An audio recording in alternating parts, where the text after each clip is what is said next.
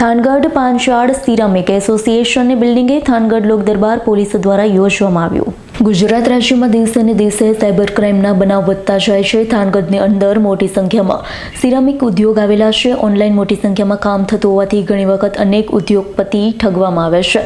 Limbdi DYSP વિશાલ રબારી દ્વારા cyber ક્રાઇમના પગલાં કેવી રીતે કરવામાં આવે છે તેની વિસ્તૃત જાણકારી દેવામાં આવી હતી। જણાવ્યું હતું કે કોઈ પણ ગભરાયા વગર તરત સાયબર ક્રાઇમનો થાનગઢ પોલીસનો તમે સંપર્ક કરશો તો જ અમે લોકો કાયદેસર કાર્યવાહી કરી શકીશું। ખાસ જણાવ્યું હતું કે ઉદ્યોગપતિને કોઈ પણ બહારથી ઓર્ડર આવે, કોઈ પણ લાભ લોલચ આપે, 10 વખત વિચાર કરી અને સર્વે કરો કે તે લોકો સાચા છે કે નહીં।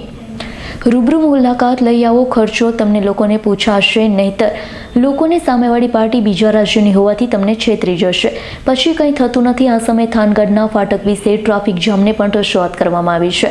જણાવ્યું હતું કે કોઈ પણ લુખ્ખા તત્વો વ્યક્તિ તમને કોઈ પણ હેરાન કરતો હોય, જાહેરમાં આવતા બીક લાગતી હોય તો અમને ખાનગીમાં જણાવો, તમને પૂરેપૂરો સપોર્ટ આપશું, કારણ કે થાનગઢનો ઉદ્યોગ વિશ્વભરમાં પ્રખ્યાત છે। તેની સુરક્ષા આપવી એ અમારી ફરજમાં પણ છે।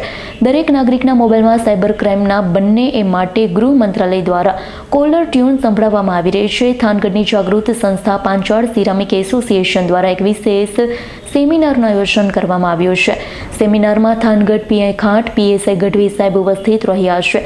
વિશાલ રબારી દ્વારા ઉદ્યોગ ધંધામાં કેવા નવા સાયબર ફ્રોડ થાય છે તેના વિશે ઝીણવટપૂર્વક માહિતી આપી છે।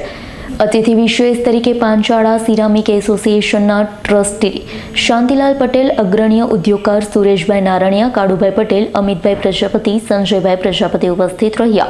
સેમિનારને સફળ બનાવવા માટે થાનગઢના યુવાન ઉદ્યોગપતિઓ રાજુ લખતરિયા, ધર્મેશ શાકરિયા, વગડિયા ઔદ્યોગ વિસ્તારના રજીભાઈ પ્રજાપતિ, ભવાની સિરામિક ગ્રુપ સક્રિય હતું। વિક્રમસિંહ જાડેજાનો રિપોર્ટ, S9 ન્યૂઝ, થાનગઢ। અમારી તમામ માહિતીથી અપડેટ રહેવા માટે જોડાયેલા રહો S9 ન્યૂઝ સાથે।